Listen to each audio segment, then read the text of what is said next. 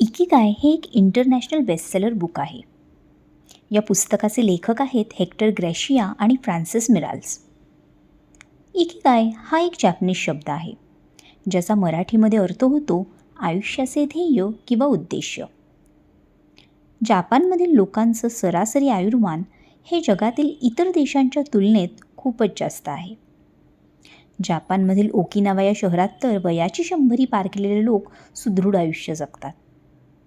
लेखकाचं म्हणणं आहे, जापनीज लोकांमध्ये असं काहीतरी खास आहे जे त्यांना जगातील इतर देशातील लोकांच्या तुलनेत दीर्घायुषी बनवतं. याचा शोध घेण्यासाठी लेखकांनी जापानमधील काही दीर्घायुषी लोकांच्या मुलाखती घेतल्या. त्यात लेखकाच्या असं लक्षात आलं की सकस आहार, तणावमुक्त जीवनशैली, ग्रीन टी, व्यायाम याबरोबरच इकिगाय हे या लोकांच्या दीर्घायुष्याचं रहस्य आहे. या लोकांना त्यांचं इकिगाय माहीत असतं, ज्यामुळे त्यांच्या आयुष्यातील प्रत्येक दिवस अर्थपूर्ण असतो. जापनीज लोकांना तर त्यांचं इकिगाय माहीत असतं, पण जर तुम्हाला तुमचं इकिगाय शोधायचं असेल तर ते कसं शोधायचं? लेखक म्हणतात, यासाठी तुम्हाला स्वतःलाच 4 प्रश्न विचारायचे आहेत. पहिला प्रश्न, तुम्हाला काय आवडतं? दुसरा प्रश्न, तुम्ही कशात चांगले आहात? तिसरा प्रश्न, लोकांना तुम्ही काय देऊ शकता? आणि चौथा प्रश्न, तुम्ही यातून काही पैसे कमवू शकता का? या 4ही प्रश्नांचं उत्तर एकच असलं पाहिजे आणि ते उत्तरच तुमचं इकिगाय आहे. उदाहरणार्थ, एखाद्या व्यक्तीला स्वयंपाक बनवायला आवडतं. तो उत्तम स्वयंपाकसुद्धा बनवतो. आता समाजात अशी काही लोकं आहेत ज्यांना घरचं ताजं अन्न हवं असतं, पण त्यांना बनवायला वेळच नसतो. मग ही व्यक्ती, जिला स्वयंपाक बनवण्याची आवड आहे, अशा लोकांना घरपोच टिफिन सर्व्हिस देऊ शकते आणि त्यातून पैसे मिळवू शकते.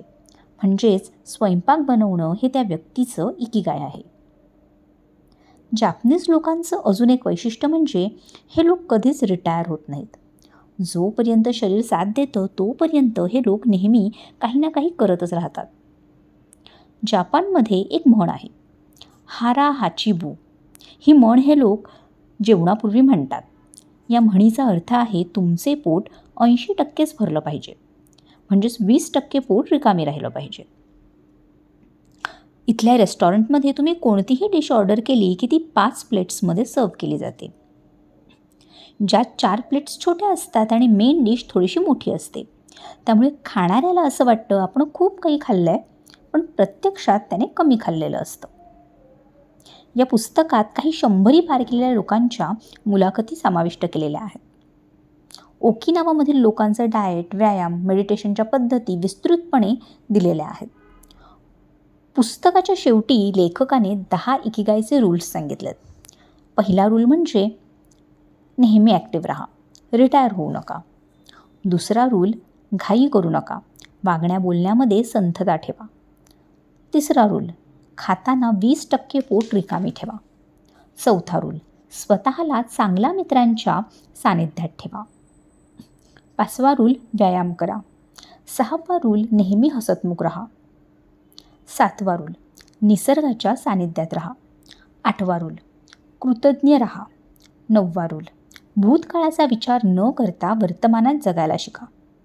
10वा आणि सर्वात महत्त्वाचा रूल म्हणजे तुमचं इकिगाय ओळखा आणि त्या इकिगायला फॉलो करा.